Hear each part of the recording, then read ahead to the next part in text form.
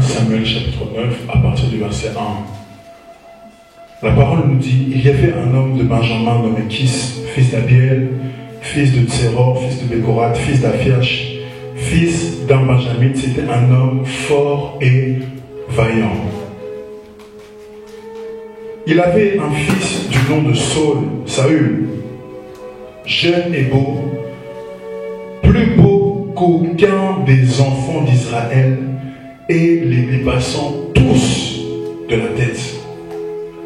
Les ânesse de Kis, père de Saül, s'égarèrent, et Kis dit à Saül son fils, prends avec toi l'un des serviteurs, lève-toi, va et cherche les ânesses. Il passa par la montagne d'Éphraïm et traversa le pays de Shalisha sans les trouver. Ils passèrent par le pays de Shalim, et elles n'y étaient pas. Ils parcoururent le pays de Benjamin, et ils ne les trouvèrent pas. Ils étaient arrivés dans le pays de Tsouf, lorsque Saül dit à son serviteur qui l'accompagnait, viens, retournons de peur que mon père, oubliant les ânesses, ne soit en peine de nous.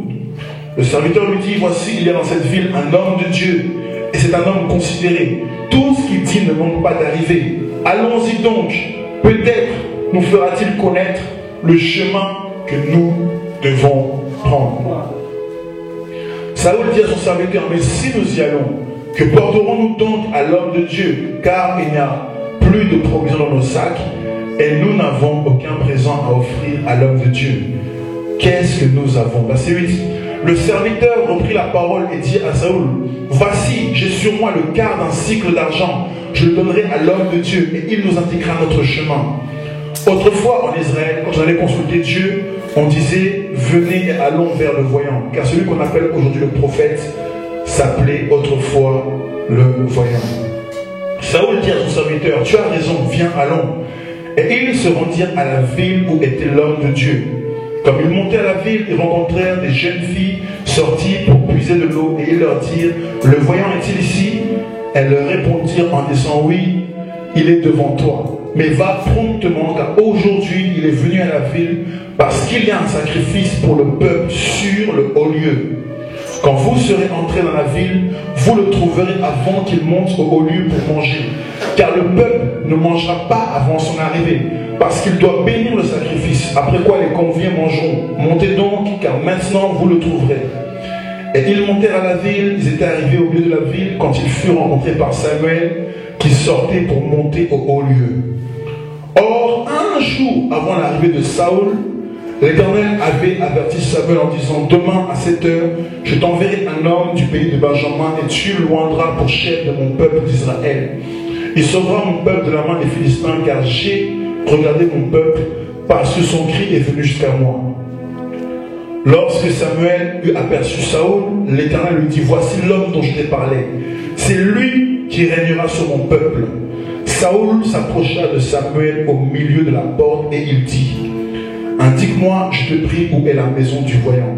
Samuel répondit à Saül, c'est moi qui suis le voyant, monte devant moi au haut lieu, et vous mangerez aujourd'hui avec moi, je te laisserai partir demain.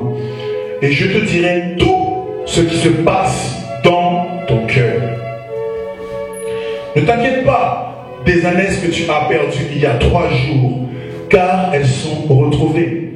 Et pour qui est réservé tout ce qu'il y a de précieux en Israël, n'est-ce pas pour toi et pour toute la maison de ton père? Saül répondit, ne suis-je pas benjamite, de l'une des plus petites tribus d'Israël, et ma famille n'est-elle pas la moindre de toutes les familles de la tribu de Benjamin? Pourquoi donc me parles-tu de la sorte? Samuel prit Saül et son serviteur et les fit entrer dans la salle, et leur donna une place à la tête des conviés, qui étaient environ 30 hommes. Samuel dit au cuisinier, serre la portion que je t'ai donnée, en disant, mets-la à part. Le cuisinier donna l'épaule et ce qui l'entoure, et le servit à Saül. Et Samuel dit, voici ce qui a été réservé, mets-le devant toi et mange, car on a gardé pour toi lorsque j'ai convié le peuple.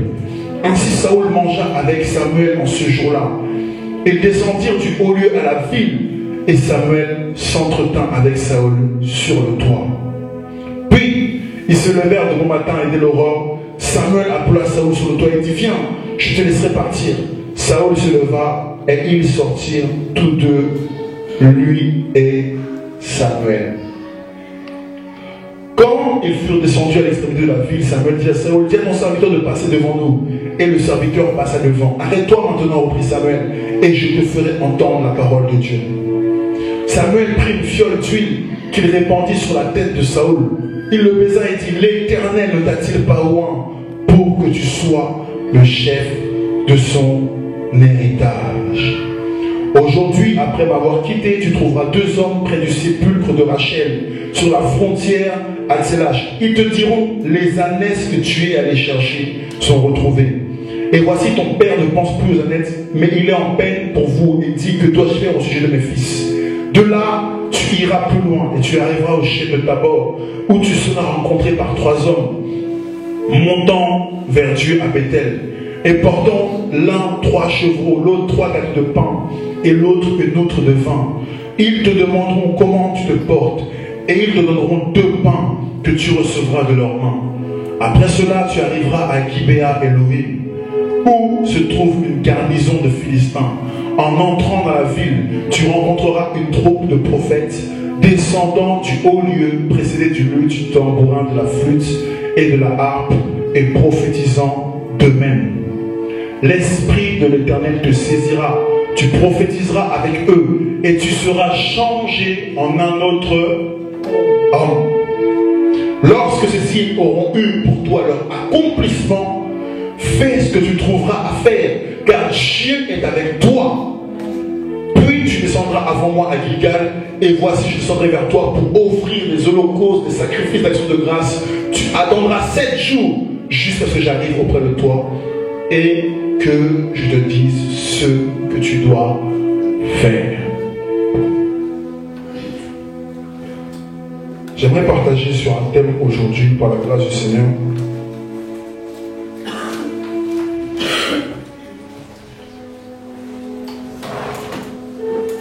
Ça s'appelle la destinée prophétique. La destinée prophétique, ou tout simplement la destinée. Alléluia. La destinée nous parle des choses que Dieu a écrites d'avance pour ta vie. La Bible déclare dans le livre d'Éphésiens 2 là-bas qu'il a prévu des bonnes œuvres d'avance afin que nous les pratiquions. Et comme tu le sais, Psaume 139 verset 16 nous dit que avant que tu n'aies existé, Dieu avait écrit chaque jour d'avance sur son livre qui s'appelle le livre de vie. En fait, avant que tu ne sortes du sein de ta mère, Dieu t'avait appelé à accomplir ou à être quelqu'un ou à accomplir des choses. C'est ce qu'on appelle la destinée prophétique. Ce que Dieu t'a appelé à faire dans son éternité, dans son plan éternel. Et ce qui te rendra accompli parce que tu seras là où tu dois être. Et ton âme sentira que non, je suis à la place que Dieu m'avait attribuée. Et rien n'est plus important pour un homme que d'être accompli. Alléluia. Vous savez, même chez les francs-maçons, même chez les sorciers, même dans le monde du commerce, ils ont fait une pyramide qui s'appelle la pyramide de Maslow, qui classifie les besoins des hommes. Et le premier besoin de l'homme, bien sûr, ce qu'on appelle les besoins vitaux, c'est-à-dire le besoin de manger, alléluia, et de boire, ce sont les besoins vitaux, alléluia. Après le besoin vitaux, il y a les besoins nécessaires, c'est-à-dire que ce n'est pas forcément vital, mais c'est nécessaire. Un exemple, si tu ne t'habilles pas, tu ne vas pas mourir. On est bien d'accord. Mais s'habiller est nécessaire. On est bien d'accord. Les besoins nécessaires. Après les besoins nécessaires, les besoins superficiels. Les choses qui ne sont ni vitaux, ni vitales, ni nécessaires, mais qui sont superficielles, parce que ça peut t'embellir, ça peut, voilà, etc., etc. Après ce besoin, ils ont établi que le besoin qui vient après, c'est le besoin de se réunir. On appelle ça le besoin d'estime de soi. C'est-à-dire le besoin d'être, voilà, auprès de personnes qui pensent comme nous. qui voient comme nous et où on se sent bien. Et après ce besoin-là, ils disent que le besoin ultime de l'homme, c'est le besoin d'être accompli. Alors, pour être accompli, certaines femmes peuvent négliger leur famille et vont dire, moi j'ai des projets donc je ne vais pas faire des enfants. Parce que pour eux, ces projets-là les rendent accomplis, pour elles du moins. Certains hommes sont prêts à négliger leurs femmes parce qu'ils ont des responsabilités qui les rendent accomplis. Et pour nous qui sommes enfants de Dieu, notre besoin ultime, ce n'est pas d'être accompli, c'est d'être accompli en Jésus-Christ. Amen. Il y a une différence. Alléluia. Parce que si pour toi être chef d'entreprise te rend accompli, tu vas négliger Jésus, frère. Parce que c'est plus important pour toi d'être chef d'entreprise que d'être enfant de Dieu. Si pour toi, je ne sais pas moi, être une star de la chanson, c'est être accompli, tu vas négliger Jésus. Car tu es arrivé au dernier étage de ton rêve. Mais nous, le dernier étage de notre rêve, c'est d'être accompli en Jésus-Christ. D'être ce que Dieu voulait que nous soyons dans son plan éternel. C'est ça que nous visons. Et si tu ne vises pas cela, tu es déjà dans le péché. Parce que le péché, comme vous le savez, en martien, en grec, veut dire rater sa cible. Manquer le but, manquer la chose pour laquelle Dieu t'a créé. Proverbe 16, verset 4, nous dit quoi? Eh bien, il nous dit que Dieu a tout fait pour un but. Ça veut dire que si tu es venu au monde, toi aussi, c'était pour un but, c'était pour une raison précise. Amen. Et le parcours qui va t'amener vers ce but-là s'appelle la destinée prophétique. Parce qu'il y a des étapes qui vont t'amener là où Dieu t'attend. Dieu va dire à Joseph, par un songe, qu'il allait être roi, un grand roi. Et comme vous le savez, le soleil, la lune et les étoiles qui représentent son père, sa mère et ses frères devaient se prosterner devant lui. Mais Joseph n'a pas vécu la réalité de cette prophétie juste après l'avoir reçue. Non, il a fallu qu'il passe par des étapes, parce que ces étapes avaient pour mission de le préparer, de le former, afin qu'il puisse réussir là où Dieu attendait. Et j'aimerais te dire, mon frère, ma soeur, Dieu t'attend quelque part. Amen. Alléluia. Non, tu n'es pas venu sur la terre pour te balader. Tu n'es pas venu sur la terre pour accompagner quelqu'un. Tu n'es même pas venu en Jésus-Christ pour accompagner quelqu'un. Tu n'es pas venu ici pour meubler la salle. Non, tu es venu parce que Dieu t'avait appelé. Et même si tu es là, le frère a dit tout à l'heure, s'il est là, il n'y a pas d'hasard. C'est parce que Dieu voulait que tu entendes ce message. Amen, amen. Amen. Sache que tu as une destinée. Tu as des choses que Dieu t'appelle à accomplir. Des choses que Dieu t'appelle à réaliser. Et si tu manques ces choses, laisse-moi te dire littéralement, ou bien directement, ta vie c'est l'enfer. Pourquoi? Parce que tu ne seras pas un vase utile à ton maître, à ton créateur. Jérémie chapitre 18. Jérémie chapitre 18.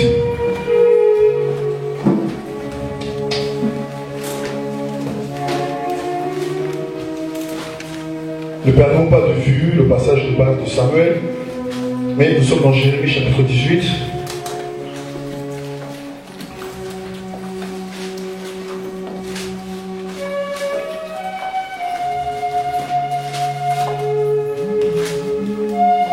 Quelqu'un va lire à partir du verset 1 jusqu'au verset 10. Jérémie 18, verset 1. La parole fut adressée à Jérémie de la part de l'Éternel en ces mots. Lève-toi et descends dans la maison du potier. Là, je te ferai entendre mes paroles. Je descendis dans la maison du potier et voici, il travaillait sur un tour. Le vase qu'il faisait ne réussit pas. Comme il arrive à l'argile dans la main du potier, il en refit un autre vase, tel qu'il trouva bon de le faire. Et la parole de l'Éternel fut adressée en ces mots. Ne puis-je pas agir envers vous comme ce potier, maison d'Israël? Dit l'Éternel, voici comme l'argile est dans la main du potier, ainsi vous êtes dans ma main, maison d'Israël. Soudain, je parle sur une nation, sur un royaume d'arracher, d'abattre et de détruire. Mais si cette nation sur laquelle j'ai parlé revient de sa méchanceté, je me repens du mal que j'avais pensé lui faire. Et soudain, je parle sur une nation, sur un royaume de bâtir et de planter. Mais si cette nation fait ce qui est mal à mes yeux et n'écoute pas ma voix, je me repens du bien que j'avais eu l'intention de lui faire. Alléluia. La parole compare les hommes à de l'argile, n'est-ce pas? Parce que nous sommes tirés de la poussière de la terre, vous le savez. Littéralement, nous sommes tirés de l'argile, de cette masse de terre. Et Dieu nous a formés comme un potier forme un vase. Et la Bible dit que Dieu va envoyer Jérémie dans la maison d'un potier pour observer le travail du potier. Le potier, vous savez, il n'a pas droit à l'erreur. Il a une vision dans sa tête qu'il doit accomplir quand il travaille sur le tour de son vase. Et si le vase ne cadre pas avec l'image qu'il a, la vision qu'il a, alors le vase doit être mis de côté. Alléluia. Tu as commandé à un potier un vase de 20 cm. Il ne faut pas qu'il te fasse un vase de 25 cm. Tu as commandé à un potier un vase de 15 cm de diamètre. Il faut qu'il fasse un vase de 15 cm de diamètre. Sinon, il ne va pas respecter la commande. Il ne va pas respecter la vision. Alléluia. Et le travail du potier est un travail minutieux. C'est un travail qui demande de l'attention. À tel point que si le tour ou bien le vase échoue, il doit le mettre directement de côté. En d'autres termes, si le vase ne cadre pas avec la vision, on le met de côté. De la même manière que Dieu t'a appelé, Dieu t'a créé, Dieu t'a suscité, Dieu t'a fait sortir de quelque part. Si tu es venu dans ce monde, ce n'est pas par ta propre force. Et ce n'est même pas par la volonté de ton père ou de ta mère. Parce que bien qu'ils évoluent, il a fallu que la main de Dieu soit là. Amen. La première femme à avoir enfanté Ève va enfanter Caïn. Et elle va dire, j'ai obtenu un homme de la part de l'Éternel. Ça ne dépendait pas de la volonté de tes parents. Même si j'en avais le désir, il fallait que la main de Dieu soit là pour pouvoir accompagner les 9 mois de grossesse. Amen. C'est par la grâce de Dieu que tu vis. Amen. C'est par la grâce de Dieu que nous sommes ce que nous sommes. Mais il faut comprendre que cette grâce dans notre vie ne doit pas être vaine, comme l'a dit l'apôtre Paul. Dieu, s'il t'a fait grâce, il attendait en contrepartie que tu sois, mon frère, ma soeur, son serviteur. Amen. Que tu sois le vase qu'il s'est choisi. La Bible dans le livre de 2 Timothée 2, au chapitre 20, dans une grande maison, il n'y a pas que des vases de terre, il y en a aussi d'or et d'argent. Les uns sont des vases d'honneur, les autres des vases d'usage vil. Et Ésaïe 29, verset 16, nous dit quoi? Ésaïe 29, verset 16, nous prenons ce passage. Ésaïe 29, verset 16.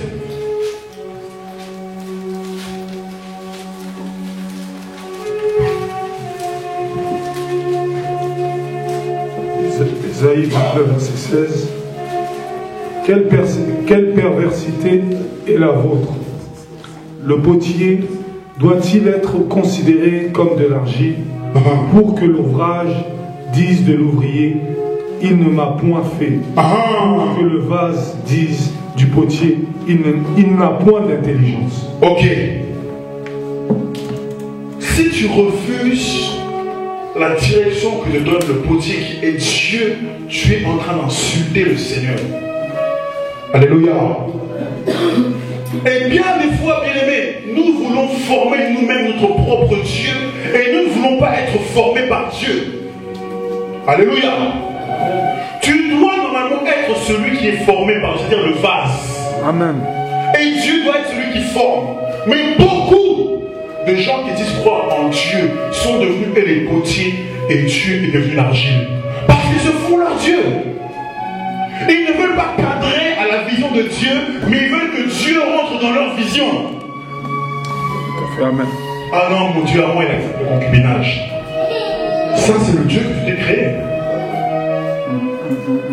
Ah non, mon Dieu à moi, c'est pas grave si je mens. Ça, c'est Dieu que tu t'es créé. Mais le Dieu de la Bible, mon frère, il est dit, il est un et indivisible. Amen. Écoute, ô Israël, l'Éternel, ton Dieu est un. Amen. Shema Israël. Elohim, Elohim, Adonai, Ehad. Dieu est un. Yes. Amen.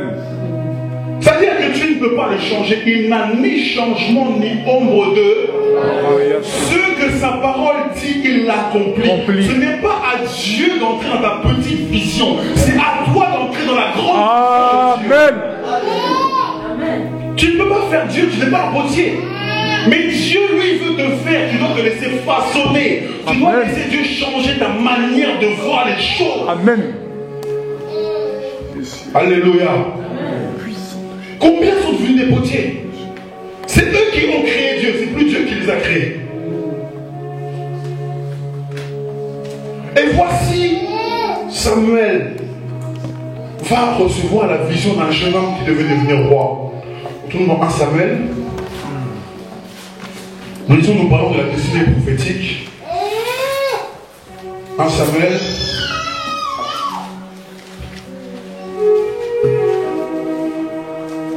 Alors cette histoire nous raconte l'histoire d'un jeune homme qui va entrer dans le plan de Dieu de manière fortuite parce qu'il n'avait pas désiré, il n'avait pas cherché, mais Dieu va lui faire entrer dans son plan, c'est-à-dire dans ce que Dieu avait écrit d'avance, avant la fondation du monde.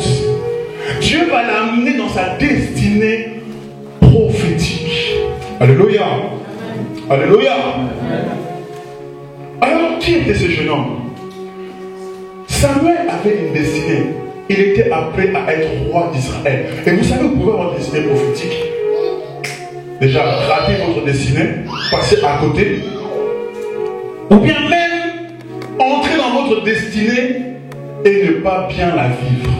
Je donne un exemple. Samson, qui connaît Samson?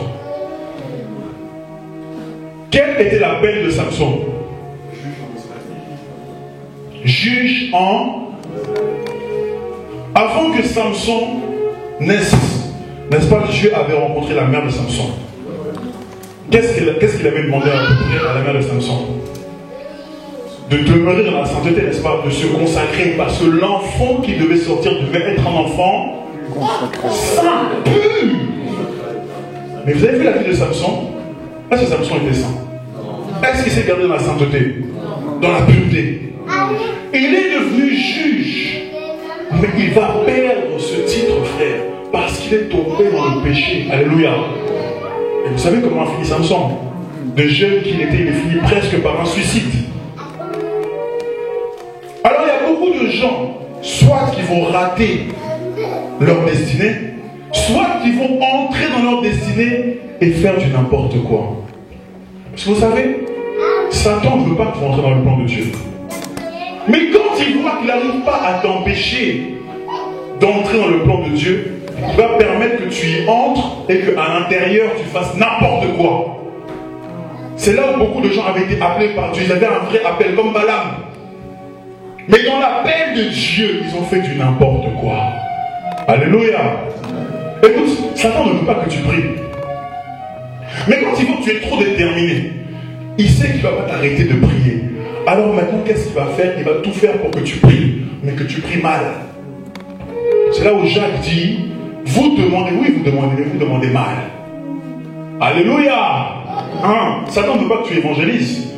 Mais s'il n'arrive pas à t'arrêter d'évangéliser, il va t'envoyer évangéliser, mais évangéliser mal. Alléluia. Quand il voit qu'il n'arrive pas à t'empêcher de faire quelque chose, et que tu le fais quand même, il va tout faire pour que cette chose que tu fais, tu le fasses mal. Et en d'autres termes, il aura encore gagné. Alléluia. Alors Saoul était appelé à devenir roi. Et vous savez que Saoul, dans sa royauté, il a fait du n'importe quoi. Et Dieu l'a écarté. N'est-ce pas? Et ce qui est intéressant dans la vie de Saoul, c'est que dès le début de sa vie, on voit quel était son caractère. Alléluia. Suivez-moi, c'est très important. Dès le début de sa vie, la parole nous montre quel était son caractère et pourquoi il n'a pas réussi dans le ministère. Alors, on nous dit, Saoul, quand il a été appelé par Dieu, il était à la recherche des ânesses. Vous avez remarqué ça, hein? Quand Dieu va appeler Saoul, il était à la recherche des ânesses de... Ça veut dire que les ânesses de son père étaient comment? Étaient perdus. Alléluia. Ce passage-là nous montre déjà que ce jeune garçon-là n'était pas un garçon attentionné. Vous savez pourquoi? En Israël, le métier d'un père devenait le métier d'un fils. N'est-ce pas? Quel était le métier de Joseph? Quel était le métier de Jésus? Le métier d'un père devenait le métier d'un fils. Et un fils devait s'occuper des affaires de son père. C'est comme ça que Jésus venant dans le monde, quand il a été perdu dans Jérusalem, il va répondre à Marie qui le cherchait: ne saviez-vous pas qu'il fallait que je m'occupe des affaires de... Quand Samuel est parti oindre David, bien il a cherché le roi David pour le oindre. Où était David? Il s'occupait des affaires de... Vous avez remarqué ça? La parole nous présente Saoul comme étant le plus beau de sa génération. C'était un beau garçon, dit la parole de Dieu. Plus beau que tous les fils d'Israël. Il était tellement occupé sur sa beauté que les ânesses de son papa vont être perdues. Et on voit que ce jeune garçon-là était un garçon qui marchait sans la révélation. En allant chercher les ânesses, la Bible nous déclare qu'à un moment il va être découragé. Et il va dire à son serviteur, celui qui l'accompagnait: rentrons à la maison. Son serviteur lui dit: non, il y a ici un prophète qu'on peut aller consulter. Ça veut dire que la révélation n'est même pas venue de lui, mais est venue de son serviteur. Amen. Et il va dire à son serviteur: mais je n'ai même pas d'argent pour aller voir le prophète. Et l'argent va aussi venir de... Vous avez remarqué ça? Amen. Saoul, déjà, dès le départ, n'était pas un garçon qui était attentionné. Il n'était pas un garçon qui était posé. Remarquez que la plupart des gens que Dieu appelle sont des gens déjà qui sont déjà posés. C'est-à-dire qu'ils ont déjà une base. Dieu va appeler Jacob. Pendant que Ésaü était à la chasse, la Bible déclare que Jacob était où? Où? Sous les... Or, les tentes nous parlent de la présence de Dieu. Alléluia. Ah, il faut comprendre quelque chose ici. Quand Dieu va appeler Moïse, Moïse était où? Il était où? La montagne. Il revenait d'avoir conduit les brebis dans le désert. Dieu va t'appeler si tu n'as pas une bonne base. Et si tu t'appelles et que tu n'as pas une bonne base, tu vas aussi échouer. Ça veut dire que si Dieu t'appelle, tu ne respectes pas tes parents, même dans ton ministère, tu vas échouer. Quelqu'un est avec moi? Alléluia. Dieu appelle toujours les gens qui ont une bonne base. Ou bien il peut permettre que d'autres soient appelés, comme c'est le cas de Saoul, pour notre instruction. Vous remarquez que Saoul était un mauvais berger. Et comme il a été un mauvais berger, il a été aussi un mauvais roi. Il ne savait pas s'occuper des affaires de son père. Or, elle est là que celui qui ne sait pas s'occuper de sa propre maison, comment il va prendre son élève de Dieu? Mais David, remarquez bien, il était comment? Un bon berger. Il va dire que quand on allait quand il y avait un loup ou bien un ours qui venait prendre la brebis, il allait jusqu'à arracher. Amen, amen. Et remarquez comment il a été un bon roi. Alléluia. Je ferme la parenthèse. On aura le temps de rentrer dedans plus tard, par la grâce de Dieu. Et Saoul arrive maintenant devant Samuel. Et Saoul n'avait pas prévu qu'il allait être établi roi. Mais Samuel, voyant Saoul, lui dit que ne t'inquiète pas pour tes ânesses, elles ont été retrouvées. Mais Dieu a quelque chose de meilleur pour toi. Vous savez, quand on vient à Dieu, chacun vient avec son cas. Chacun vient avec ses problèmes, avec ses ânesses. Tu cherches. Peut-être que toi, les ânesses que tu cherchais, c'était le mariage, alors tu es venu à Jésus. Dans le monde, tu ne trouvais pas. Tu dis, j'ai besoin du Seigneur pour trouver le mariage. Peut-être toi, c'était les problèmes financiers. Peut-être toi, c'était les problèmes de couple. Peut-être c'était les problèmes de santé. Chacun vient avec son cas. Les ânesses qu'il a perdues et qu'il cherche. Mais Dieu voit au-delà de votre cas. Lui, il est venu le voyant devant le prophète avec son problème. Mais Dieu a vu au-delà de son problème. Dieu avait une autre vision. Il voulait l'établir roi. Toi, tu viens avec tes problèmes. Mais sais-tu que Jésus veut faire de toi un roi et une reine? Avec là, il a fait de nous un royaume et des sacrificateurs. C'est-à-dire que Dieu voit au-dessus de ton problème. Amen. Toi, tu t'arrêtes à ton problème. Tu pleures pour ton problème, tu gémis pour ton problème. Mais le Seigneur a autre chose pour toi. Amen. Si tu ne connais pas encore Christ, laisse-moi te dire que Dieu a autre chose pour toi. Tu ne sais pas dans quelle dimension Dieu veut t'amener. C'est ce qu'on appelle la destinée prophétique.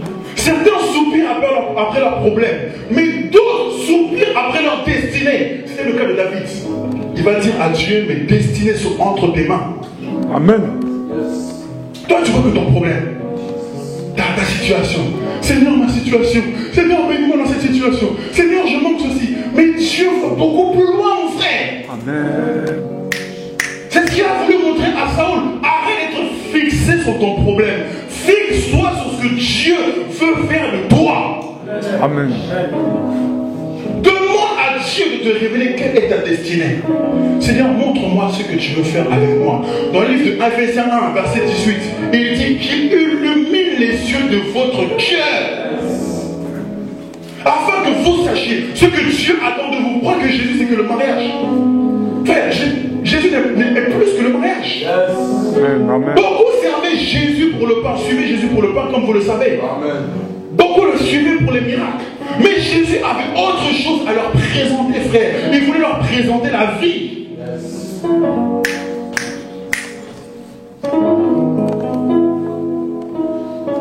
Alors, Saoul vient devant Samuel.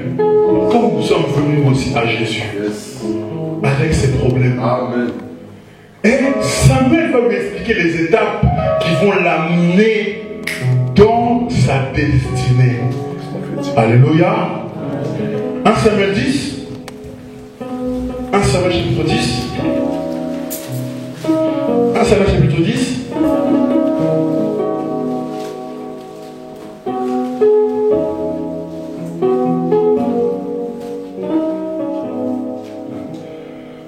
Samuel chapitre 10, le verset, à partir du verset 1.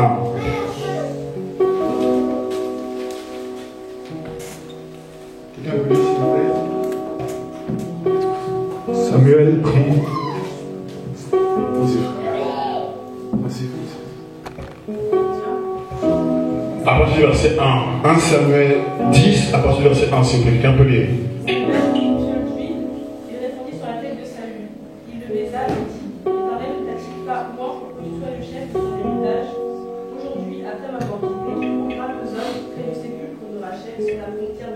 Alléluia, alléluia, alléluia, alléluia. Aujourd'hui, après m'avoir quitté, voilà comment commença la destinée de Saoul jusqu'à l'accomplissement de son onction royale. Saoul avait été oint roi, mais il fallait qu'il passe par des étapes pour que cette onction se manifeste. La première étape était le sépulcre de Rachel. Alléluia. Le sépulcre de Rachel, c'est là où tout commence. Vous savez où Rachel a été enterrée? Qui c'est? Sur le chemin de Rama. Chemin de Rama. Chemin de Rama. Qui c'est? Rama. Qui c'est où Rachel a été enterrée? Vous savez? Pas loin de Bethléem. Rachel a été enterrée à Bethléem.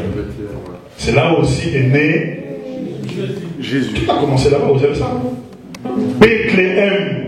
Jérémie 31,15 nous dit que Rachel va pleurer ses enfants. Parce qu'à Bethléem, vous savez, Hérode est parti envoyer des gens tuer les enfants. Parce qu'il voulait tuer aussi Jésus. Alléluia. Alors, la destinée prophétique de Saul, du moins ceux qui l'amenaient à l'accomplissement de son onction royale, commence d'abord par Bethléem. Bethléem, ça veut dire la maison du pain. Retenez ça. Bethléem veut dire la maison du pain. Tu veux vivre la grâce de Dieu, tu dois commencer à Bethléem, frère. Alléluia. Amen. Ah, c'est là où tout commence. La maison du pain. Ça nous parle aussi de l'église. Parce que le frère Bethléem, Bethléem d'aujourd'hui, c'est l'église, le corps de Christ. Parce que Jésus est le pain de vie. Et où est-ce que tu découvres le pain? Eh bien, c'est à l'église. L'église, en d'autres termes, c'est la boulangerie, frère. Amen. Ah, c'est là où on te sert le pain de la parole de Dieu, le pain de Christ. Yes. Tu veux rentrer dans ta destinée prophétique, mais tu es encore dans le monde avec les païens. Tu ne vas jamais y arriver. Jamais. Tu dois commencer à Bethléem. L'homme ne se nourrira pas simplement de pain, mais de toute parole qui sort de la bouche de Dieu. Mais la parole qui sort de la bouche de Dieu, il y a une voix autorisée à la donner, c'est l'église. La Bible déclare que le monde doit connaître par l'église la sagesse infiniment variée de Dieu. Amen. Tu crois que c'est dans l'époque de Dieu que tu vas connaître, tu vas avoir le pain? Là-bas, on te donne le vin de la débauche. Dans les anniversaires que tu vas avoir le pain, c'est-à-dire la parole, non, le vin de la débauche là-bas. Tu veux entrer dans ta destinée, tu dois être en connexion. L'église, ce n'est pas un bâtiment. Tu dois être en connexion avec des frères et sœurs qui craignent le Seigneur. Paul va dire à Timothée ceci: fuis les passions de la jeunesse et fais quoi? Hein? Et recherche quoi? Avec ceux qui quoi? Invoquent le Seigneur d'un cœur pur. Ta destinée va être manifeste quand tu vas commencer à entrer en connexion avec des enfants de Dieu véritable. Alléluia. Alléluia. Vous savez quand est-ce que la destinée de David a pris une autre tournure? Et bien quand il est entré en connexion avec Jonathan. Parce que si Jonathan n'était pas là, David allait mourir.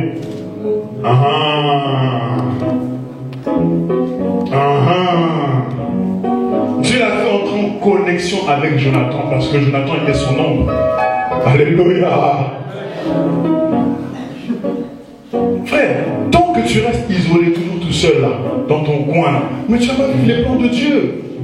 Parce que vous connaissez le passage, Psaume 133.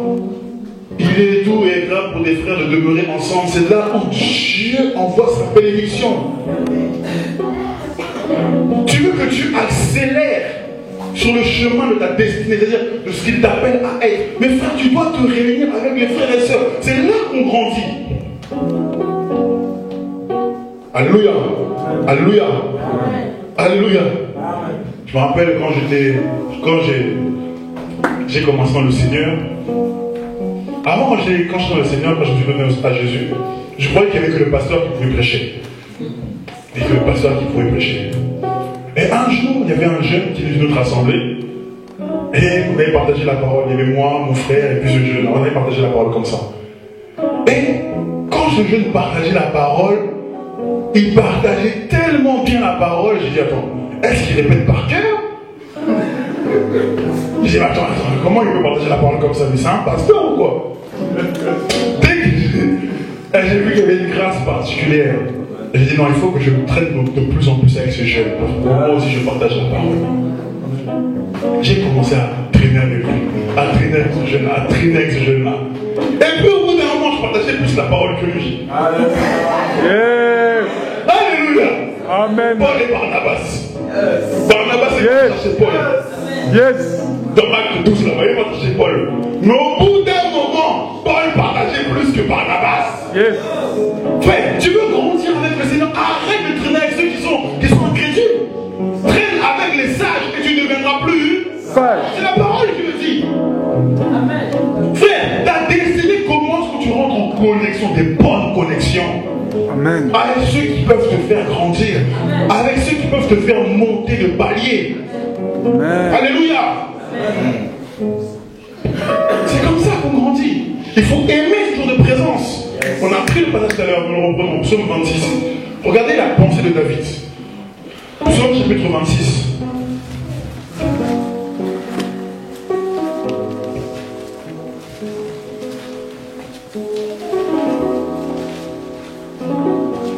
Psaume chapitre 26.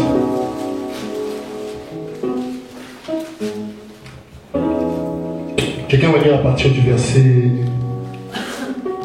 4, 3 et va descendre. Quel bon conseil tu donnes à celui qui manque d'intelligence. Quelle abondance de sagesse tu fais paraître. À qui s'adressent les paroles et qui... Tu où? Psaume 26, verset 3. Car ta grâce est devant mes yeux et je marche dans ta vérité. Amen. Je ne m'assieds pas avec les hommes faux. Je ne vais pas avec les gens. Je ne m'assieds pas avec les hommes faux. Toi, tu me t'assois avec quel type de personne? Je ne vais pas avec les gens dissimulés. Vous savez c'est quoi les gens dissimulés? Quelqu'un qui se dit chrétien mais c'est un tombeau blanchi. Oh non, moi je vais là-bas pour prier. Mais comment tu vas prier avec les tombeaux blanchis? En eux il y a la mort. Oh non, moi je vais là-bas pour Dieu. Dieu est là où il y a la vie, frère. Sinon on va prier aussi dans une synagogue de Satan pendant que tu y es. Va prier à la cathédrale, va prier, je sais pas moi, dans un cimetière. Moi je vais là-bas pour prier. Va prier là où il y a des enfants de Dieu qui invoquent d'un cœur pur. C'est Paul qui le dit à Timothée. Amen. Alléluia. Amen. Verset 5, regardez. Je hais l'assemblée de ceux qui font le mal. Je lave mes mains dans l'innocence. Prenons le psaume 111. Psaume 111, David développe encore cette idée.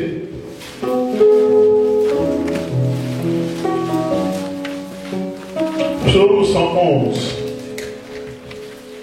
Le verset 1. Psaume 111, c'est le verset 1. Louez l'Éternel. Je louerai l'Éternel de tout mon cœur, dans la réunion des hommes droits et dans l'assemblée. Alléluia. On ne loue pas Dieu n'importe où. Vous avez vu ça? Je louerai l'Éternel de tout mon cœur. Où? Ah, ouais, c'est quoi? Dans la réunion des hommes. Vous avez vu ça? Amen. On reprend le passage. Je louerai l'Éternel de tout mon cœur dans la réunion des hommes droits. Amen. On ne loue pas Dieu n'importe où. Yes. Là, les gens vivent dans le péché. Tu vois, quel Dieu est là? Dieu n'est pas là. C'est vrai. La parole est claire. Proverbe 28, verset 9. Si quelqu'un détourne son oreille pour ne pas écouter la loi, sa prière même est une abomination. Comment tu vas prier avec ceux qui sont abominables? Dieu n'est pas là, frère, ta prière ne déplace pas le plafond.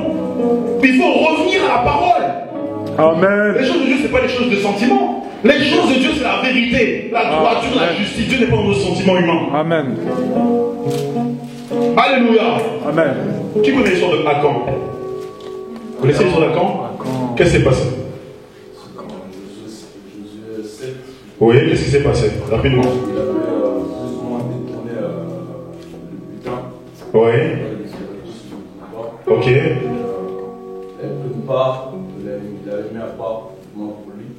Alors que voilà, ça ne va pas. Du coup, en fait, quand Josué, ils ont voulu aller en fait prendre la ville de Haï, oui, voilà. Voilà, le Seigneur les a bloqués en fait. Alors voilà, parmi tout le peuple d'Israël, il y avait un jeune homme qui s'appelait Akan. Dieu avait dit au peuple d'Israël, à chaque fois que vous passez par une ville, il faut tout détruire. N'allez pas prendre les dieux étrangers. Lui, il est parti et il a caché des choses sur lui, mais dans ses affaires. Et Josué devait avancer pour gagner les villes au fur et à mesure. Et il est arrivé dans une ville, la ville d'Aï. Dans cette ville-là, il s'est fait frapper. Enfin, du moins, ils n'ont pas gagné. Alors je lui ai dit, mais attends, le Seigneur marche avec nous. Comment est-ce qu'on n'a pas la victoire? Et Dieu leur révèle parmi vous, là, il y en a un qui est dans le péché. Ah, comment tu vas prier avec les Akans? Comment tu vas avancer dans ta vie? Tu vas prier avec ceux qui sont dissimulés parmi vous, alors qu'ils ne sont pas des vôtres. Tu vas pas avancer? C'est pour ça qu'une bonne prière, Seigneur, sépare-moi de ceux qui ne sont pas vrais. Ça, c'est une bonne prière. Même si c'est des gens de ma famille, même si c'est des gens de non, sépare-moi de ceux qui ne sont pas vrais. Amen. Amen. Parce que jusqu'à quand tu vas marcher avec un Akan? Ah. Tu vas marcher avec Akan, tu vas perdre la ville d'Aï. Tu vas créer toi-même aïe aïe aïe. Alléluia. Amen. Yes. Psaume 1, comme vous le savez, psaume 1. Yes, yes, yes, yes. Amen. Psaume chapitre 1. chapitre 1.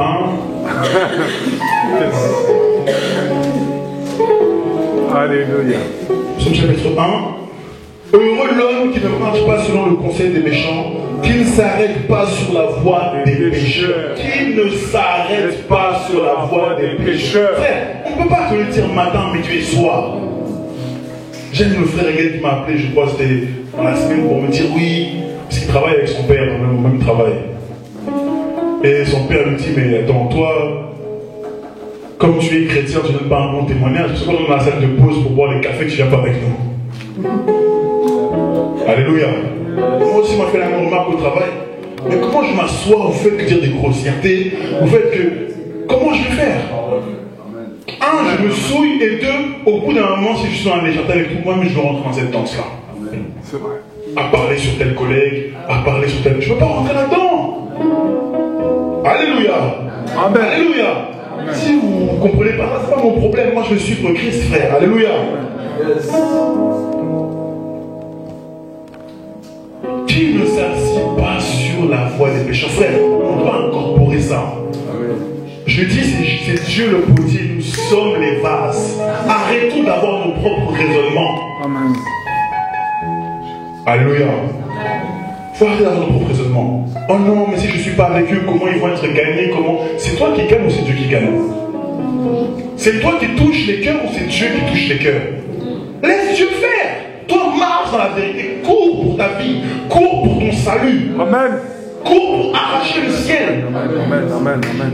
Oh non, je suis trop triste parce que les gens là-bas, si je les laisse, ils ne vont pas être sauvés, ils ont besoin de moi. Tu n'es pas Jésus. Amen. L'unique éthiopien, Philippe est parti lui prêcher la parole. Est-ce que Philippe est derrière lui?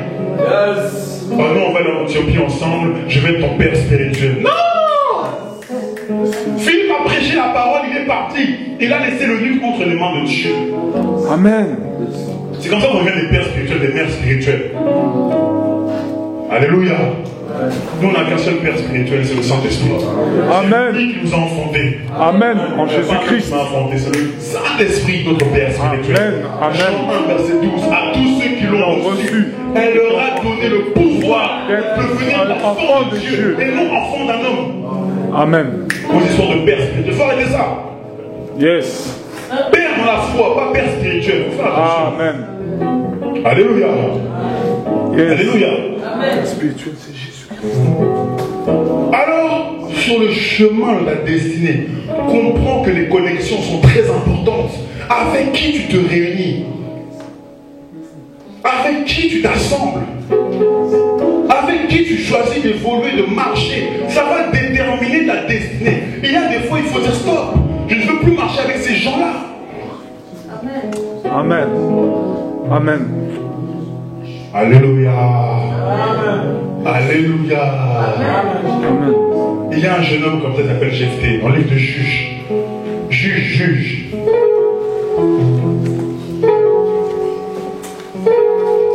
Dans le livre de Juge.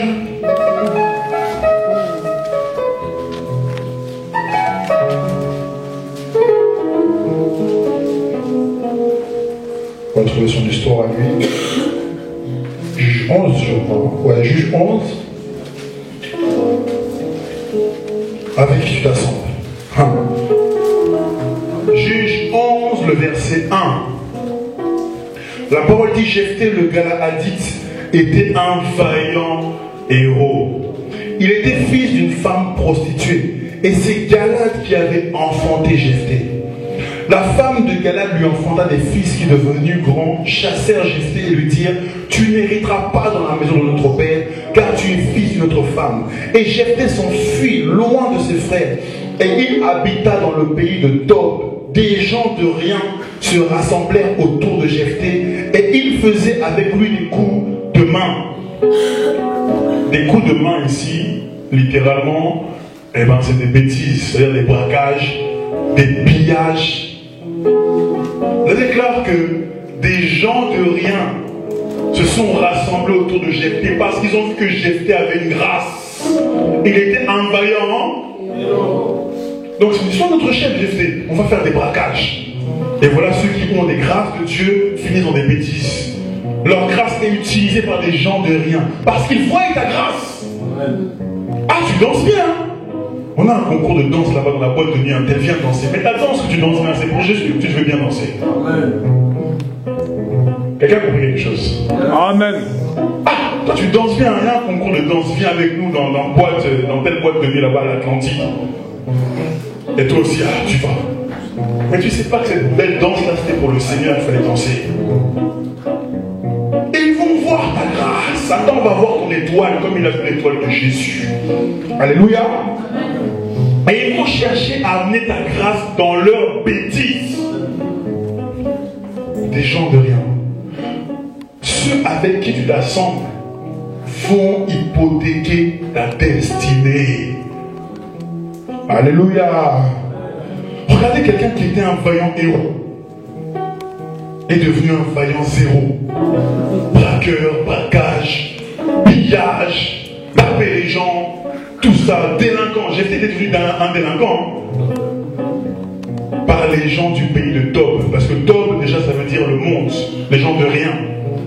C'est ça en fait, c'est les gens du monde. Au lieu que cette grâce-là serve à son peuple, elle a servi aux gens de rien. C'est ainsi que même dans le monde on dit, dis-moi avec qui tu traînes, je te dirai qui tu es. Ouais. Avec qui tu traînes? Regarde, on va dire avec qui tu traînes. Avec qui? Ma soeur ici, avec qui tu traînes? Mon frère Mathieu, avec qui tu traînes?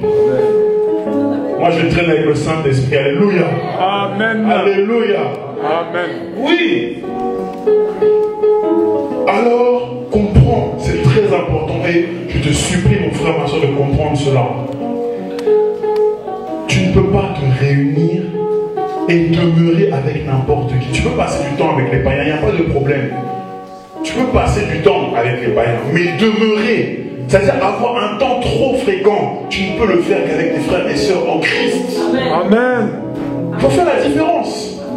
Comment ta maison, tu accueilles plus de païens que des frères et sœurs?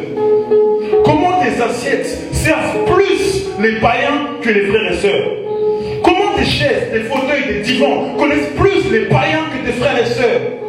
Alors qu'il est dit dans Galates 6, faites du bien à tout le monde, mais en particulier à vos frères dans la foi. Amen. Amen. Amen. Oh Yeshua. Et puis tu t'étonnes de jamais évoluer spirituellement, mais c'est normal, parce que Dieu a des principes.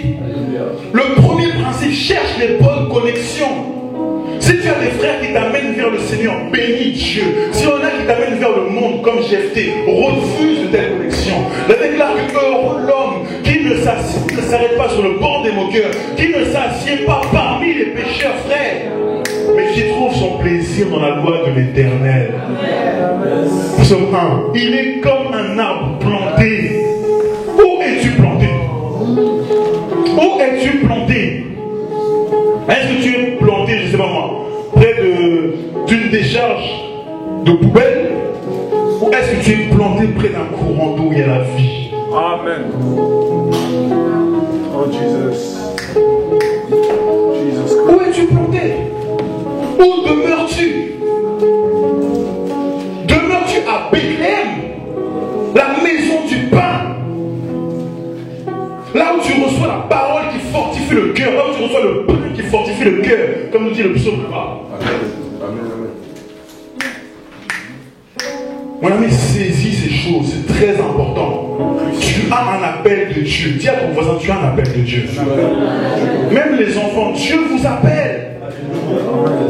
Surtout les jeunes, les enfants comme ça.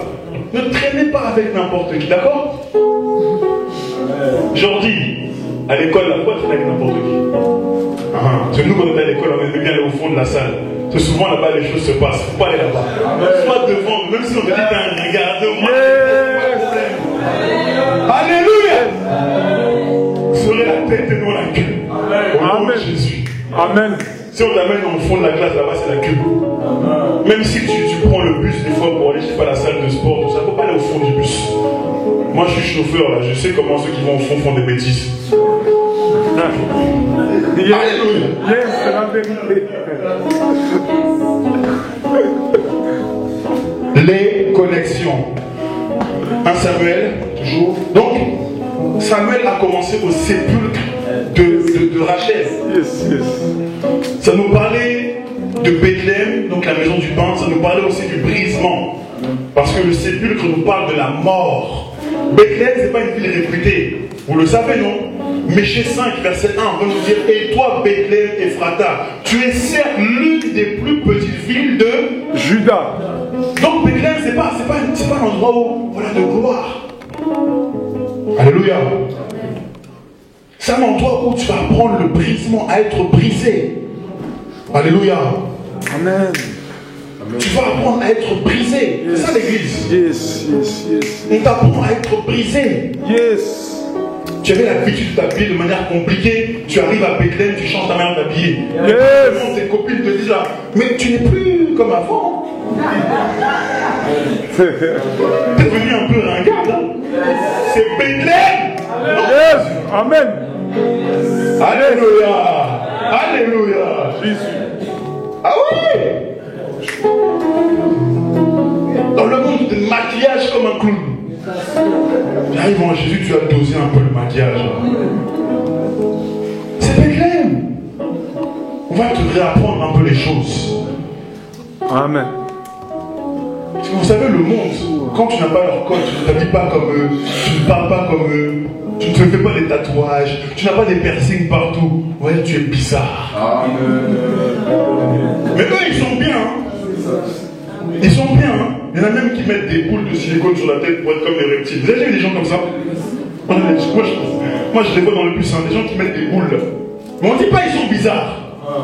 Mais nous qui parlons de Jésus, on est bizarres. Ah, laissez-nous être bizarres aussi. Amen. Ça, c'est le bon bizarre. Yes. Alléluia. Amen. C'est la vérité. Parce que c'est Bethléem. Fou pour Jésus. C'est Bethléem, frère. C'est le brisement. Et vous savez, comme il est dit dans Jérémie 31, on prend ce passage. Jérémie 31.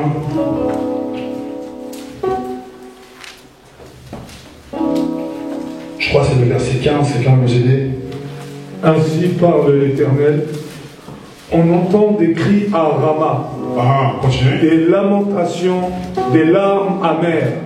Rachel pleure ses enfants. Elle refuse d'être consolée sur ses enfants, car ils ne sont plus. Ok. À Bethléem, il y a la persécution. Bethléem est toujours persécuté.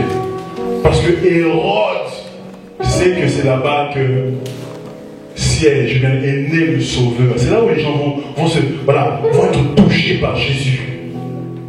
Vous savez qu'on n'aime pas l'église. Le monde n'aime pas je parle de l'église, je parle de la vraie église. L'église publique n'est pas aimée. Les musulmans peuvent demander à des villes des bâtiments. Mais allez voir ceux qui se réunissent en esprit en vérité, demander un bâtiment, on ne leur donne pas. Toute forme de religion, catholique, ce que vous voulez. Mais ceux qui se réunissent, on ne leur donne pas. À Paris, il est interdit d'évangéliser. Il y a des gens qui prêchent dans le métro, dans le bus, qui prennent des amendes. Ah oui! Et maintenant, la loi de la laïcisation veut que ce qui se passe dans la ville de Paris, ça se passe dans toute la France. Tout à l'heure, on venait avec ma femme, je vois Natacha était là. Il parlait à la radio, il veut interdire même aux footballeurs de porter des t-shirts Jésus, je t'aime, des choses comme ça, et de prier devant les caméras dans les matchs de foot. Wow, on est vraiment à la fin. Quelqu'un qui prie, on entend quelqu'un qui prie avant un match, même vous avez des signes catholiques là. Tout ce qui rappelle le Seigneur ou Dieu, on dit que s'il fait ça, il prend un carton jaune. Oh. C'est compliqué.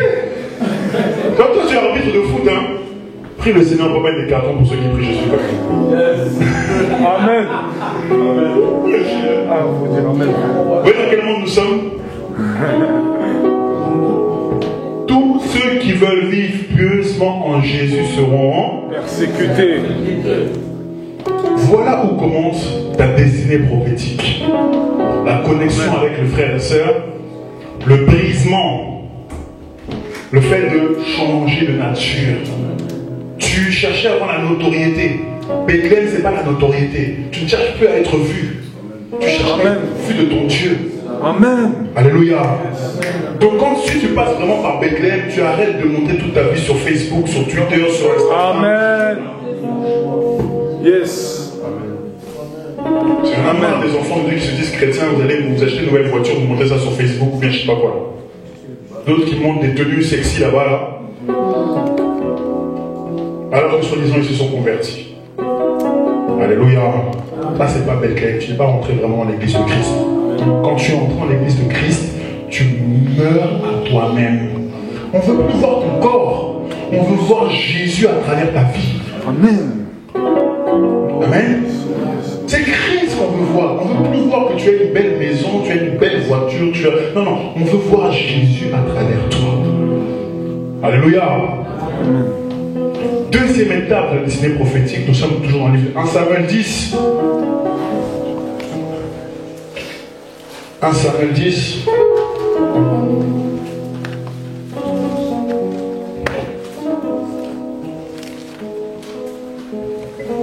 Alors, il est dit, verset 2, aujourd'hui, après m'avoir quitté, tu trouveras deux hommes près du sépulcre de Rachel. Les deux hommes près du sépulcre de Rachel, c'est l'image de la parole de Dieu, ou encore des prédicateurs, ou encore, pour ceux qui lisent la parole, des deux témoins, ceux qui te ramènent toujours à la parole. Rappelez-vous quand Jésus est monté au ciel, les apôtres ils vont faire quoi? Ils vont rester là. Avec là, dans Acte 1 là-bas, que le Seigneur va envoyer deux anges pour les ramener dans la voie. Alléluia. Amen. Les deux hommes là, c'est l'image de ceux qui prêchent la parole aussi. Alléluia. Amen. Parce qu'ils doivent te ramener Amen. Dans la parole. Alléluia. Donc quand tu viens à Bethléem, il y aura des prédicateurs, par la grâce du Seigneur, la maison du pain, qui vont te ramener au pain. Alléluia. Amen. Amen. On avance.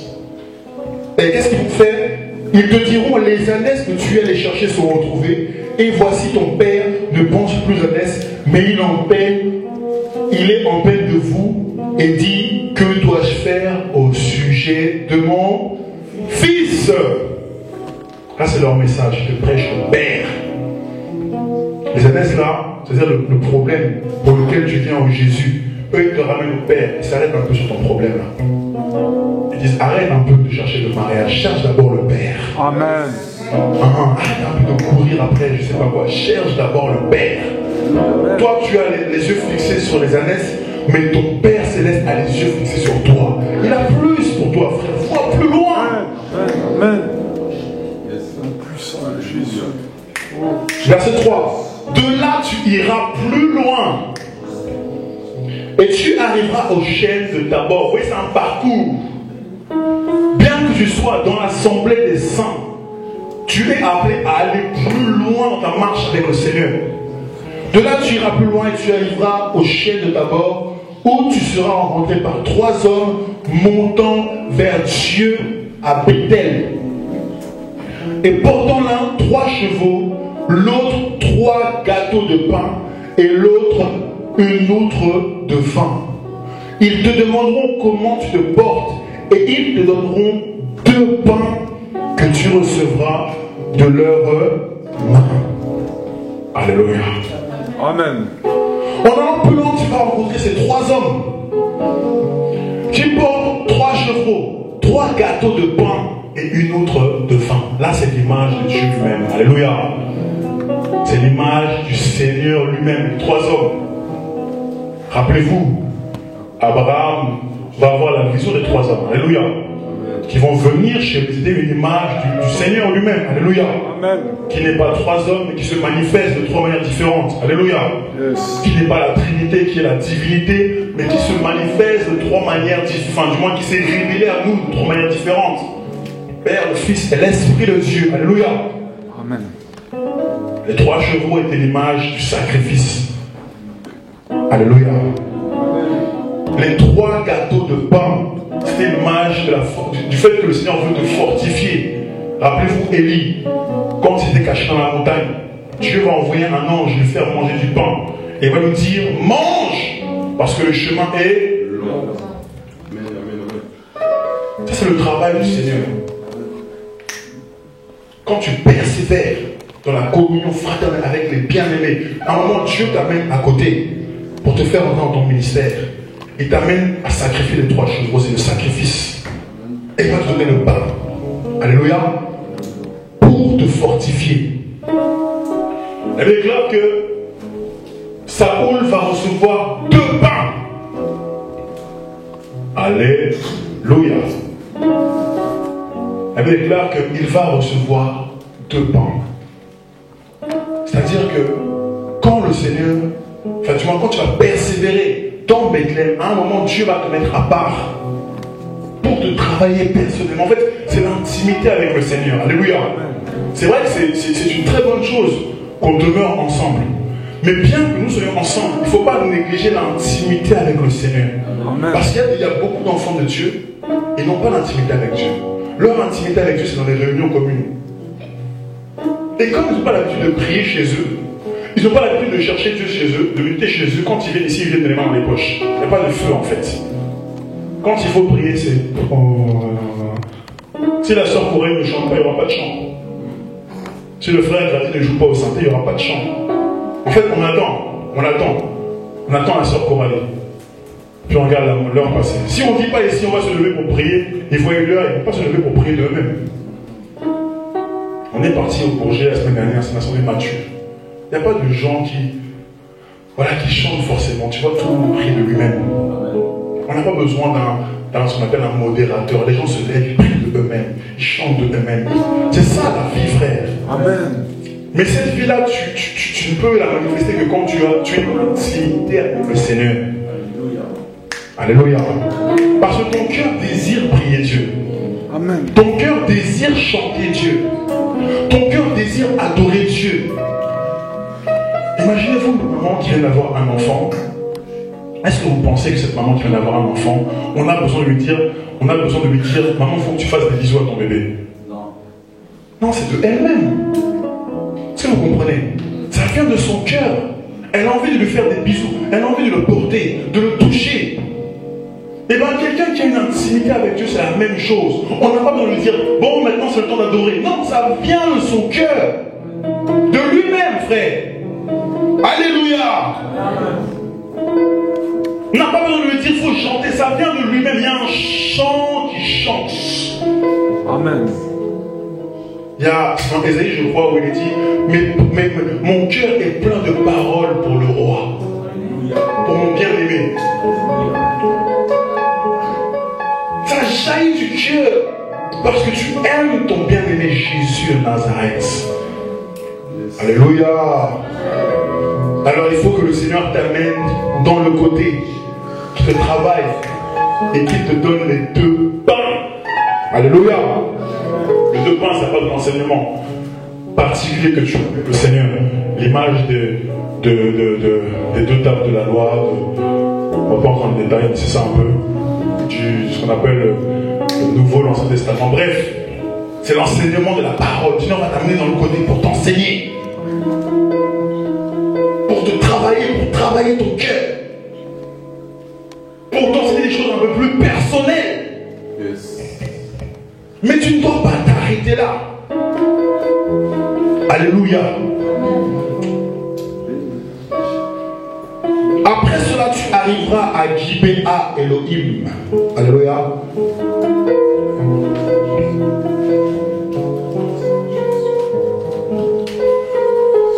On parle de quoi? C'est quoi le thème que nous abordons aujourd'hui? La destinée prophétique. Regarde le chemin par lequel Dieu te fait passer pour t'amener là où il t'attend. Les connexions avec les frères et sœurs, l'église où voilà, tu vas grandir dans le brisement. Après l'intimité avec le Seigneur. L'intimité avec le Seigneur. Tu auras des moments, tu sentiras comme le sacrifice où il sacrifie les 3 chevreaux. Tu sentiras qu'à des moments il te fortifie. Tu sentiras qu'à des moments il te donne le vin qui est le symbole de la joie. Tu vas passer par tous ces moments de formation personnelle que tu auras avec le Seigneur. Alléluia. Et après ça, il est dit, tu arriveras à Gibéa Elohim. Alors, Gibéa Elohim, c'est un lieu qui veut en gros dire là où se manifeste la gloire de Elohim, la gloire de Dieu. Amen. là où se manifeste la gloire de Elohim. Il est dit, où se trouve une garnison de... Ça veut dire que si tu veux entrer dans ce que Dieu t'appelle, la dernière étape, sache qu'il y aura le combat. Amen. On dit le lieu où il y a la gloire de Dieu devant toi et des Philistins. C'est pas évident, hein? Donc là, il faut la percer spirituelle. Et tu ne pourras jamais arriver là où Dieu l'attend si tu n'es pas passé par la formation. La première formation, c'est la formation avec les frères et sœurs, l'église. Tu te formes avec eux. Deuxième formation, c'est la formation individuelle avec le Seigneur. Il t'amène dans ton désert, il te bat. Toi tout seul, tu es toi seul à seul avec le Seigneur. Et après, tu peux entrer dans le Gibéa Elohim. Mais pour y entrer, tu devras manifester du courage. Parce que devant ta bénédiction, devant ton élévation, devant ce que Dieu a pour toi, il y a des Philistins. Alléluia. La dernière étape, ce n'est pas l'étape la plus facile. C'est pour ça que vous verrez que quand une femme accouche, la dernière étape, elle a passé 9 mois. Mais la dernière étape, elle n'est pas facile, frère. Il faut pousser. Vous n'avez pas besoin de vous lancer sur ces choses, n'est-ce pas? Il faut pousser, il faut travailler, c'est dur. Il faut qu'elle se donne. Mais si elle arrête, la bénédiction est là, sur le point de sortir, mais il faut se battre. Beaucoup de gens sont passés par la formation. Ils arrivent devant Gibéa Elohim, ils arrêtent. Ils s'arrêtent là, parce qu'ils sont découragés, frère. Dieu t'attend vers là-bas. Mais tu dois être courageux. Tu devras affronter les Philistins, c'est-à-dire tes adversaires, tes ennemis. Tes premiers ennemis, bien sûr, c'est le péché, c'est la chair, c'est toi-même. Parce qu'avant de voir l'autre ennemi, vois d'abord toi-même comme étant ton propre ennemi. Tu peux toi-même t'empêcher d'arriver là où Dieu t'attend. Parce que tu es faux, parce que tu vis dans le mensonge, parce que tu vis dans la duplicité, parce que tu vis dans le concubinage, dans la fornication. Ou dans le mensonge, tout simplement. Toi-même, tu peux t'empêcher. Il faut écarter les Philistins. Alléluia. Il faut écarter les Philistins, frère. Et ça, c'est pour les gens matures. Vous savez, les Bénédicts, que quand Dieu a fait sortir le peuple d'Égypte, le peuple d'Israël d'Égypte, il y avait un chemin qui était plus court que les 40 années dans le désert. Mais la Bible déclare que Dieu ne les a pas fait passer par là. Vous savez pourquoi? Parce qu'il y avait des Philistins. Et comme tu l'as dit, ils n'étaient pas encore prêts. Des Philistins sont devant ta bénédiction. Alléluia. Ephésiens 6, 12, vous n'aurez pas à combattre contre la chair et le sang, mais contre toute domination, toute autorité, tout principe dans les lieux célestes. Tu veux vivre ce que Dieu a pour toi. Ton premier ennemi, c'est toi. Ton deuxième ennemi, c'est les puissances des ténèbres. Sois un homme et une femme de prière. Arrête de dormir. Amen. Alléluia. Amen. Tout le temps qu'on passe à se plaindre, à geindre, si tu le transformais en moment de prière, tu verrais la gloire de Dieu. Amen. Et là, ils sont découragés. Oh non, j'en peux plus. Dieu ne peut plus rien pour moi. Non, Dieu, j'ai demandé à Dieu. Est-ce que tu es entré dans un vrai temps de chercher? Regardez, bien-aimés, on voulait la salle. Vous vous rappelez, non? On voulait cette salle, cette nouvelle salle. Vous vous rappelez, n'est-ce pas? Avant qu'on ait une réponse favorable, quelle réponse on a eu d'abord pour la salle? C'était les Philistins, frère. Les combats se sont levés. La propriétaire s'est levée pour nous critiquer, elle nous a crié dessus. Ma femme est témoin. Tout simplement parce que devant la bénédiction, il y a toujours des Philistins. Mais on a persévéré, on est entré dans le jeûne, dans la prière. Et Dieu a poussé le bouchon. Yes. Dieu va éjecter la vision, frère. Amen. Alléluia. Puissant de Jésus de Nazareth. Comme une femme qui accouche. Elle se donne, et puis à un moment, la main de Dieu est là, paf. Elle est assistée par le Seigneur. Ce n'est ni par ta force, ni par ton intelligence, mais c'est par l'Esprit de Dieu. Si tu comptes ta force, tu vas te fatiguer. Ce que tu attends de Dieu, je crois que ce que Jésus a dit est vrai. Et il a dit tout ce que vous demanderez avec foi, vous le verrez. Dieu n'est pas un homme pour mentir, mais le Fils d'un homme pour se repentir. Non, Jésus. Par la puissance qui agit en nous, il fait infiniment au-delà de ce que nous pensons et de ce que nous imaginons. Frère, je prêche la foi. Je prêche la prédication de la foi. Afin de t'amener là où Dieu veut que tu sois. Amen. Alléluia.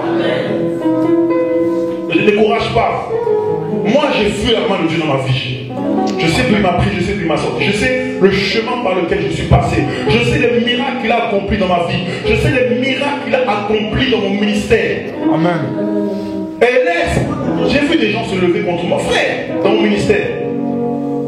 Et des gens, même des gens haut placés. Des gens soi-disant haut placés se lever contre moi. Tu vois les gens qui ont des titres, et toi tu n'as pas de titre, se lèvent contre toi. Des gens considérés se lèvent contre toi, frère. J'ai vu tous mes ennemis tomber comme ça. Amen. Tous ceux qui ont voulu mon mariage tomber. Amen. Les gens ils se sont tellement. Tous ceux qui voulaient que ce ministère s'arrête tomber. La plupart d'entre eux ils sont retournés dans le monde où aujourd'hui ils sont retournés dans l'apostasie.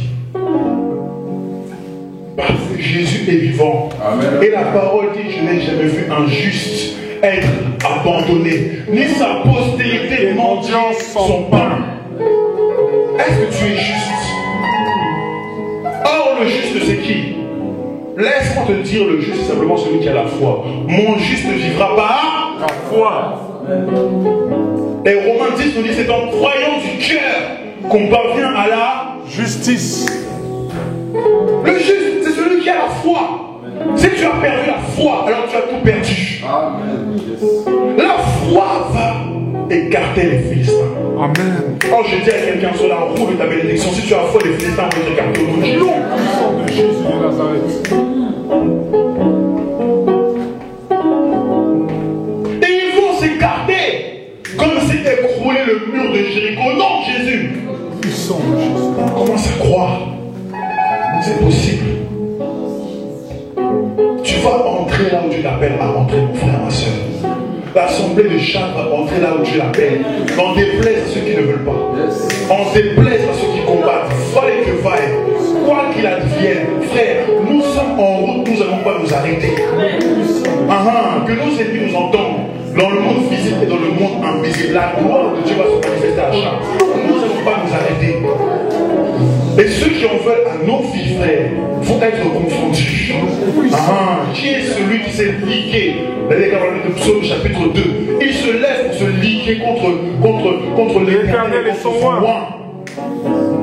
L'Éternel rit.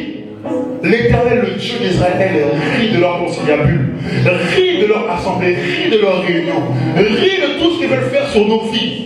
Parce que l'Éternel l'a juré pour l'amour de Sion, pour l'amour de son peuple, pour l'amour de son assemblée, pour l'amour de ses enfants. Il ne se taira point. Amen. Et sa justice poindra comme l'aurore. Frère, la parole de Dieu est véritable. Amen. Amen. Laisse-moi te dire que Dieu t'appelle et il veut t'amener quelque part de glorieux. Si simplement tu pouvais avoir la photo. Si simplement tu pouvais avoir la photo. Alléluia. Amen.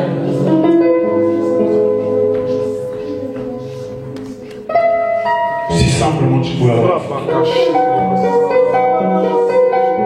Et il y a des destinées qui doivent changer, frère.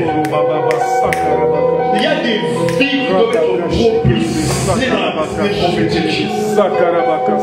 Il y a des destinées qui doivent entrer en marche, frère, au nom de Jésus de Nazareth. Et il y a des gens qui vont entrer dans l'accélérateur de Jésus qui ne vont rien comprendre. Dieu va les prendre et va les propulser comme des fusées. La Bible dit, nous sommes des flèches dans son carquois. Si l'Éternel tire la flèche, tu vas entrer là où il s'appelle, au nom de Jésus de Nazareth. Les vents pourront se lever, la flèche ne sera pas stoppée, parce que l'Éternel l'a déclaré. Tu es serviteur, tu es son serviteur, mon fils et ma fille.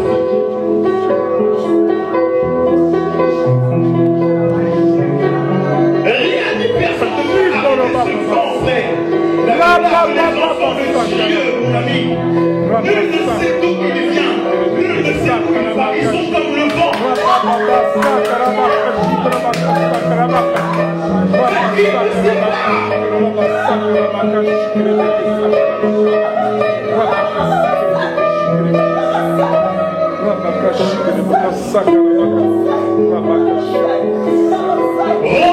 vent de l'esprit.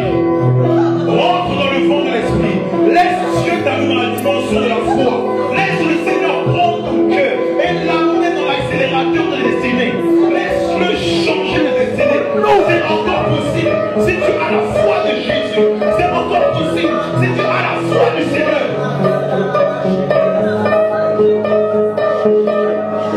Et ceux qui viendront par un seul chemin repartiront par 7 chemins différents. Parce que ton Dieu t'a appelé. Ton Dieu t'a appelé, mon frère, ma soeur. Le Seigneur t'a appelé. Et c'est lui qui touche les vies au nom de Jésus de Nazareth.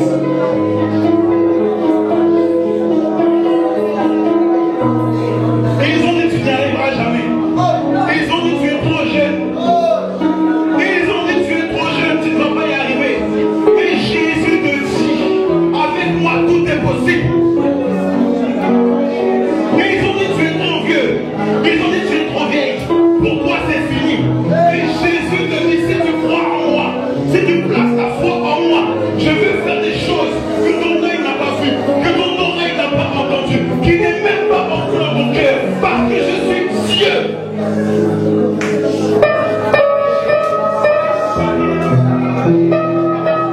Alléluia.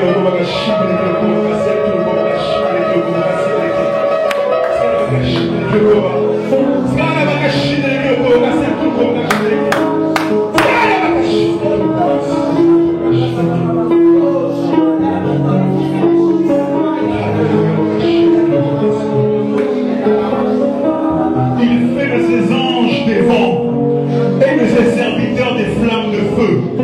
Frère, que la ville de Chartres se prépare. Le Seigneur va nous envoyer comme des flèches. Amen. Et nous n'allons pas rater notre cible au nom de Jésus.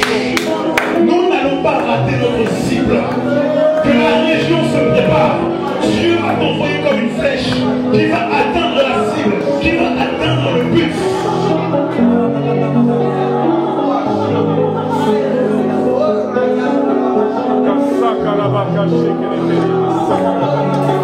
Monte de niveau, monte le level, monte la dimension de prière, monte la dimension. L'Esprit de Dieu t'est favorable. L'Esprit de Dieu t'a été favorable durant ce temps de jeûne et de prière. L'Esprit va te saisir, il t'a saisi. Saisis ce que l'Esprit veut faire avec toi, mon frère, ma soeur. Ne passe pas à côté.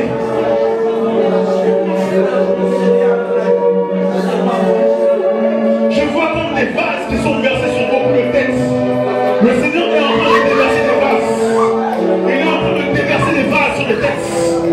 Il est en train de prendre du huile de joie. Tu as été préparé. L'Esprit de Dieu fait les choses nouvelles. En toi, nom de Jésus, reçois-le.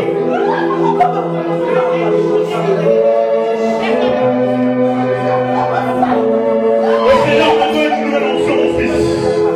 Il te donne une nouvelle onction, ma fille. Afin que tu ailles de l'avant, que tu entres dans ta destinée. L'Esprit de Dieu est en train d'agir. Sois concentré, ne regarde ni à droite ni à gauche. Alléluia.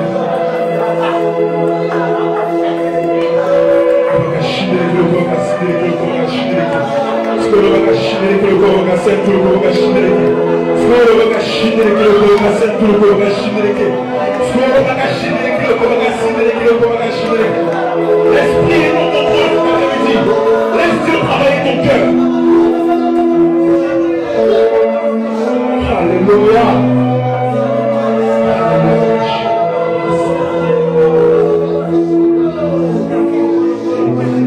Dieu va dire à Saoul, écoute mon frère, ma soeur, après cela tu arriveras à Gibea Elohim, où se trouve une garnison de Philistins. En entrant dans la ville, tu rencontreras une troupe de prophètes descendant du haut lieu, précédés du luth, du tambourin, de la flûte, et prophétisant eux-mêmes. L'Esprit de l'Éternel te saisira.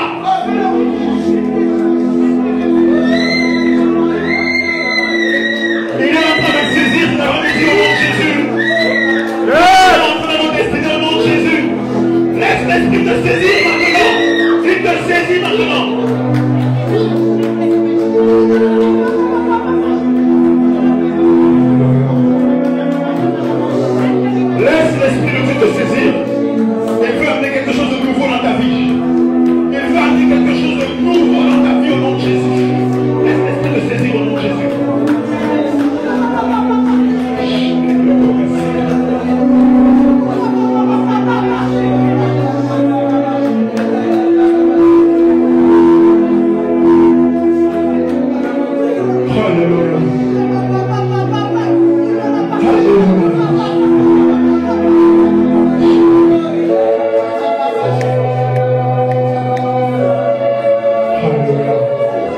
Oublie tes ânesses. Oublie le seul pourquoi tu étais venu. Voici Dieu t'a mis un meilleur cadeau. Ta destinée prophétique. Il va dire à Saül, tu deviendras un nouvel homme. Et tu deviendras cet homme qu'ils n'ont pas vu. Et ils ne te reconnaîtront pas, mon frère. Tu deviendras cette femme qu'ils ne connaissaient pas. Ils ne te reconnaîtront plus. Dieu te change d'adresse. Aujourd'hui, tous ceux qui t'attendaient au point A ne t'auront pas. Et il y a une personne dans ce lieu. Satan avait proclamé sa mort cette année même. Satan avait proclamé sa mort cette année même. Mais la puissance de Dieu ne permettra pas cela au nom de Jésus de Nazareth. Le sang de Jésus de Nazareth. Entre dans ton appel. Entre dans ton appel. Entre dans ce que Dieu t'a appelé à faire, mon frère, ma soeur. Entre dans la paix du Seigneur. Laisse Dieu toucher ta vie. Et changer ta vie complètement. Laisse le Seigneur te renouveler, mon frère. Laisse-le te travailler. Laisse-le amener un vent nouveau dans ta vie. Voici tu avais des projets. Et Dieu a des projets pour toi. Il t'appelle à le servir, mon frère. N'entre pas dans la distraction de ce monde. Consacre-toi à l'Éternel Dieu des armées. Il a un projet pour toi, Lovell. Tu es son enfant, il te connaît. Tu sais d'où il t'a sorti. D'où il t'a sorti. Comme j'ai fait ce vaillant héros, tu as un appel de Dieu sur ta vie. Seigneur, qu'il le vive au nom puissant de Jésus de Nazareth dans sa vie. Alléluia. Alléluia. Alléluia.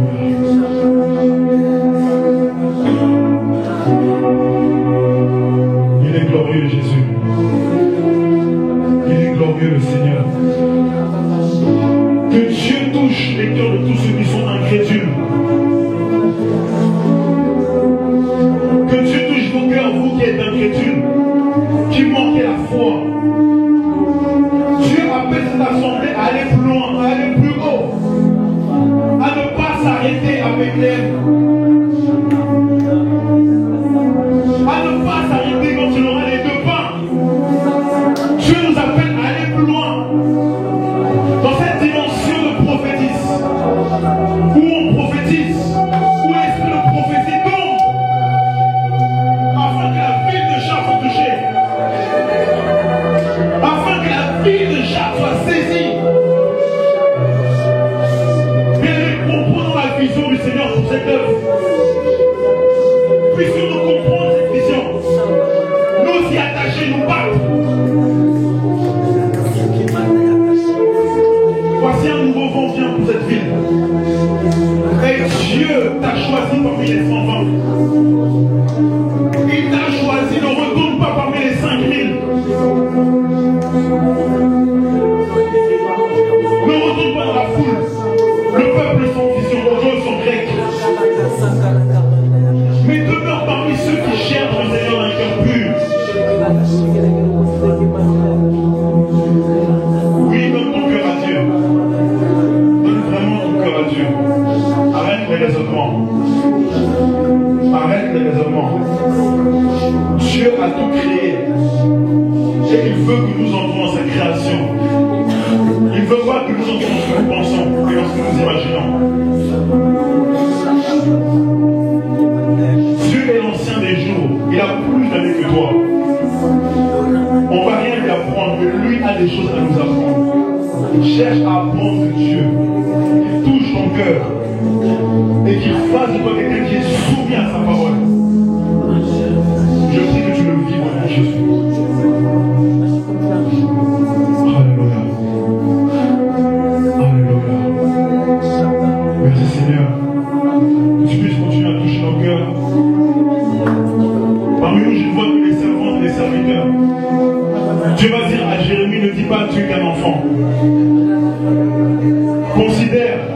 et réalisent ce que Dieu t'appelle à être ou à faire dans son œuvre.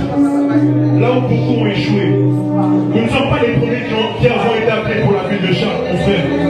Nous ne sommes pas les premiers à avoir été appelés pour la ville. Mais beaucoup ont échoué. David n'a pas été le premier qui avait été appelé pour être roi. Mais Saoul a échoué.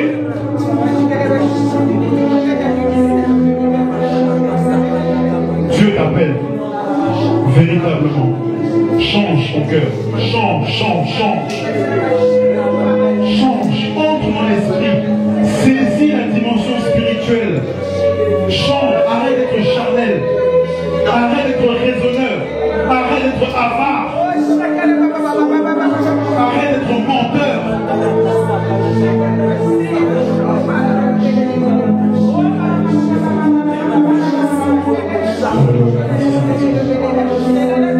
Merci pour la marche que tu fais du bien, Seigneur, la marche que tu nous visites.